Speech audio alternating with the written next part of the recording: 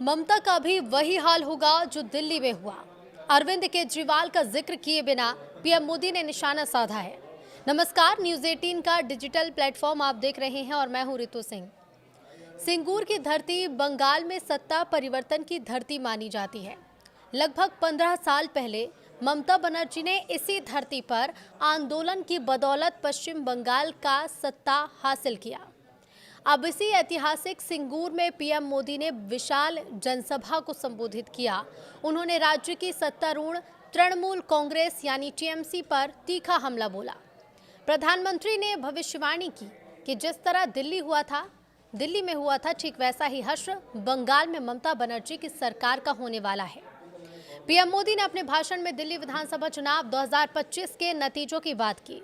उन्होंने याद दिलाया कि कैसे दिल्ली में 12 साल तक शासन करने वाली आम आदमी पार्टी को जनता ने सत्ता से बेदखल कर दिया और बीजेपी को एक तरफा जीत दिलाई। पीएम मोदी ने कहा कि दिल्ली का उदाहरण सबके सामने है।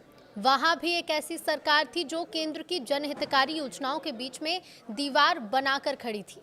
दिल्ली की जनता को आयुष्मान भारत जैसी योजनाओं के लाभ से वंचित रखा गया, लेकिन मतदाता अब जागरूक हो रहे हैं। दिल्ली के लोगों ने विकास में बाधा बनने वाली सरकार को सजा दी, उन्हें सत्ता से बाहर का रास्ता दिखा दिया। ममता दीदी की भी सरकार उसी रास्ते पर चलेगी। पीएम मोदी ने दावा किया कि बंगाल में तृणमूल कांग्रेस ठीक उसी रास्ते पर चल रही है जिस पर दिल्ली में आम आदमी पार्टी सरकार चल रही थी।